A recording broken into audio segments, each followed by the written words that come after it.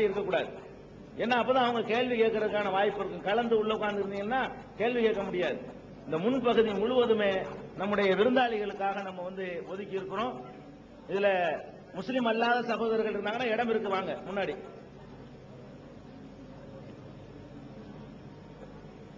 இப்ப ஆரம்பிச்சிடலாம்ல? கேள்வி கேட்கறவங்க இருக்கீங்களா? அந்த சகோதரத்தை கொடுங்க.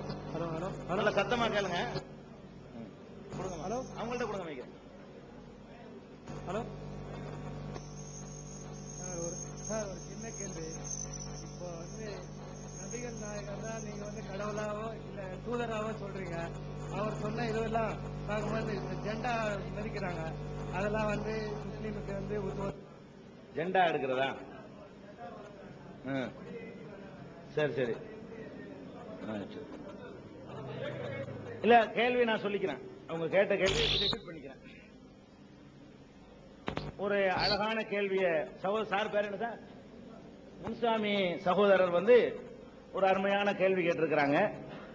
அதாவது முஸ்லீம்கள் என்று சொல்லிக் கொள்ளக்கூடியவர்கள் இந்த ஜெண்டா கொடிமரத்தை வச்சு வழிபாடு நடத்துறாங்களே, இது இஸ்லாத்துல இருக்குதா கேட்கிறாங்க. இல்ல. இஸ்லாத்தினுடைய அடிப்படை கொள்கை என்ன தெரியுமா? அல்லாஹ்ங்கிற ஒரு கடவுளை தவிர நபிகள் நாயகமாவே இருந்தாலும் சரி, மனிதனா இருந்தாலும் சரி, மரமா இருந்தாலும் சரி, மதகுருவா இருந்தாலும் சரி, சூரிய சந்திரனா இருந்தாலும் சரி, சக்திகளா இருந்தாலும் சரி, எதையுமே வழிபடக்கூடாது. வழிபாட்டுக்கு உரிய ஒன் அல்லாஹ் என்ற கடவுள் மாத்திரம்தான். ஒரே ஒரு கடவுளைத்தான் வழிபடணுமே தவிர, கொடிமரம் நம்மளால தயாரிக்கப்பட்ட ஒரு கொடிமரம், நம்ம தான் அதை உருவாக்கிறோம். அது அதுக்கு ஒரு சக்தி இருக்கு, அதுக்கு ஒரு பவர் இருக்கு, அதுக்கு ஒரு புனிதம் இருக்குன்னு நினைக்கிறது இருக்குது. இந்த நம்பிக்கைகளை எல்லாம் ஒழிப்பதற்குத்தான் இஸ்லாம்ங்கிற மார்க்கமே வந்திருக்குது. அப்ப சின்ன நபிகள் நாயகம் இருக்காங்களே, அவங்கள முஸ்லீம்கள் தலைவராக, வழிகாட்டியாக, கடவுளுடைய தூதராக, கடவுளாக இல்ல கடவுளுடைய தூதராக மதிக்கிறாங்க. அவங்கள கூட நாங்க வணங்கக்கூடாது, அவங்கள கூட வழிபடக்கூடாது. ஒரு கொடிமரத்தை முஸ்லீம்கள் செய்யறாங்க. சகோதரர் எதை வச்சு கேட்கிறாருன்னு கேட்டா, முஸ்லீம்னு சொல்லிக்கிறாங்க. ஒரு கொடிமரத்தை வைத்துக் கொண்டு அதுக்கு பூஜை புனஸ்காரங்கள் எல்லாம் பண்ணிக்கிட்டு இருக்கிறாங்க. அத முஸ்லீம்களுடைய நடவடிக்கைகள்ல இருந்து பார்த்து அந்த சகோதரர் கேட்கிறார தவிர, திருமறை குர்ஆன்ல இப்படி ஒரு சட்டமே கிடையாது. நபிகள் நாயகம் அவங்களுடைய வாழ்க்கையில, அவங்களுடைய போதனையில இந்த கொடிமரத்தை வணங்குறது, தேரை வணங்குறது, தேர்னா சந்தன கூடுன்னு சொல்லி வணங்குவாங்க. அதாவது எதை கேட்கிறாருன்னு கேட்டா, யாராவது ஒரு மனிதர் முஸ்லீம்ல ஒருத்தர் இறந்துட்டாருன்னு வைங்க, நல்லவர், அவரை கொண்டு போய் அடக்கம் பண்ணி அந்த இடத்துல ஒரு வழிபாட்டு தலத்தை உண்டாக்கி அங்க ஒரு கொடிமரத்தை நட்டு அதுக்கு ஒரு பூஜை செய்யக்கூடிய வழக்கம் இஸ்லாத்தை பற்றி அறியாத மிகச்சில பேர்கிட்ட, அதுவும் இந்தியாவில் வாழ்ற முஸ்லிம்கள்ட்ட மாத்திரம் இருக்குது. கொஞ்சம் பேர்கிட்ட. மேலை நாடுகள்லயோ அரபு நாடுகள்லயோ ஏனைய முஸ்லீம் நாடுகள்லயோ இந்த வழக்கமே கிடையாது.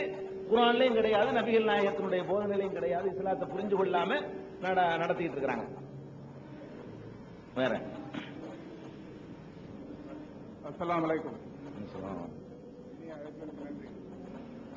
எல்லா இடங்களிலும் வியாபித்திருக்கும் இறைவனை தொழுவதற்கு இஸ்லாமிய சகோதரர்கள் மேற்கு திசையை தேடுவது ஏன்?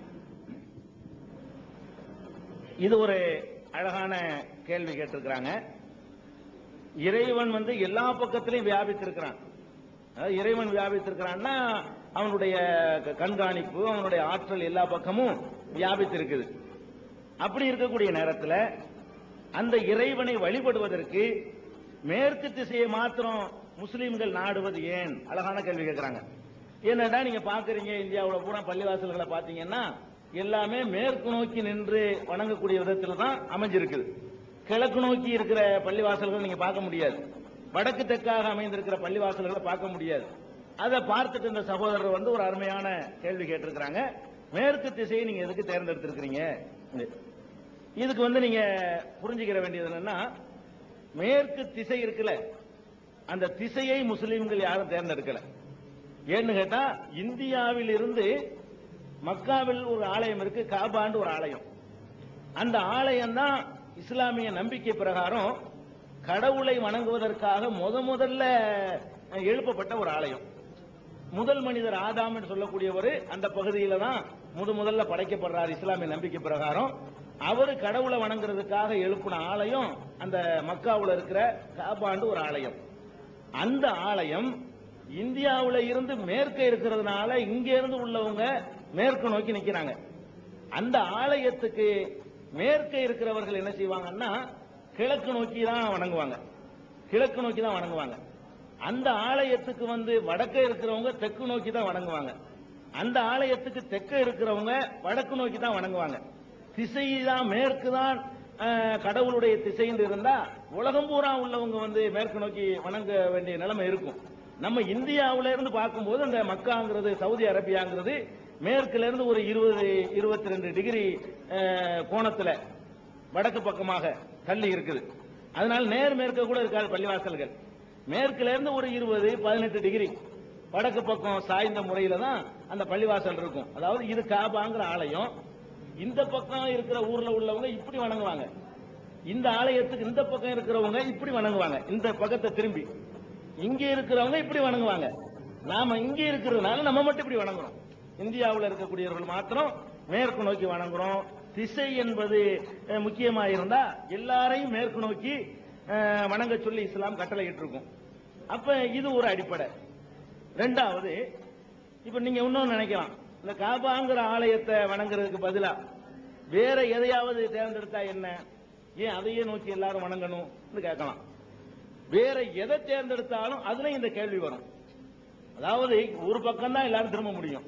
அப்ப இந்த பக்கம் திரும்பிக்கிறீங்கன்னு சொல்றோம்னு வைங்க. அப்ப இங்கிட்டு திரும்பினா என்னன்னு மறுபடியும் அந்த சங்கிலி தொடரா போய்கிட்டு இருக்க அந்த விடையே இருக்காது, அந்த ஒரு முடிவே இருக்காது. அப்ப ஏதாவது ஒரு இடத்தை தான் நோக்க முடியும், ஏதாவது ஒரு பகுதியை தான் ஒரு இலக்கா வைத்துக் கொள்ள முடியும். அந்த அடிப்படையில் இஸ்லாம் முதல்ல கடவுளை வணங்குறதுக்காக எழுப்பப்பட்ட ஒரு ஆலயம் அப்படிங்கிற ஒரு அடிப்படையில் அதையே எல்லாரும் நோக்குங்க. இப்படி மேல இருந்து நம்ம பார்த்தோம்னு சொன்னா ரவுண்டா தான் முஸ்லீம்கள் உலகளாவிய அளவுல தொழுகிறாங்க. இங்க இது காபா இருக்குது, இப்படி இப்படி கொஞ்சம் பேரு, இப்படி கொஞ்சம் இப்படி கொஞ்சம் பேர், இப்படி கொஞ்சம் பேரு, இதை மையமா வச்சு ரவுண்டா நின்று தொழக்கூடிய காட்சி தான்.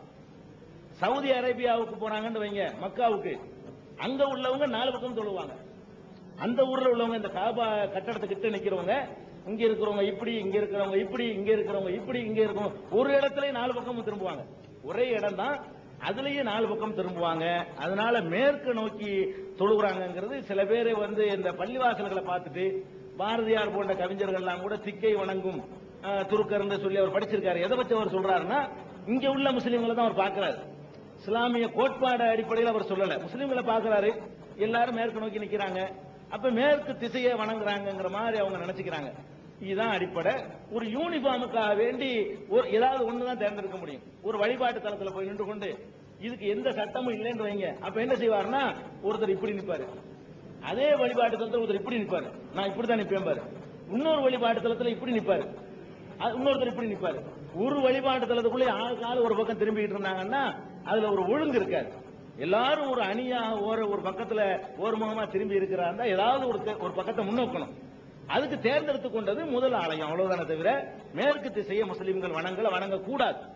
தெளிவாக இஸ்லாத்துல கட்டளை. குர்ஆன்ல ஒரு வசனம் இருக்குது, ஒலில்லாஹில் மஷ்ரிக் வல் மக்ரிப், மேற்காக இருந்தாலும் கிழக்காக இருந்தாலும் எல்லாம் கடவுளின் திசைகள் தான், திசைக்கு முக்கியத்துவம் இல்லை என்று குர்ஆன்லயே தெளிவாக சொல்லப்பட்டிருக்கு. அந்த கிருங்க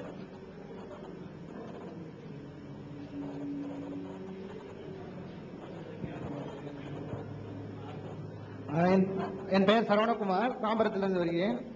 நான் ஒரு 10 கேள்விகளை வைத்துக் கொண்டிருக்கின்றேன். நான் எனக்கு வாய்ப்பு வரும்போது தரும்போது கேட்டுக்கொள்கிறேன். இப்போது 1-2 கேள்விகளை கேட்டுக்கொள்கிறேன். இஸ்லாம் மதம் ஏன் கலைகளை தடுக்கின்றது? அதாவது பரதம், பாட்டு போன்றவற்றை அறிந்து கொள்வதற்கு ஏன் அனுமதிப்பதில்லை? இவற்றை கற்றுக்கொள்வதால் யாருக்கும் எந்த பாதிப்பும் இல்லாமல் அதற்கு பதில் நன்மைதானே ஏற்படுகின்றது.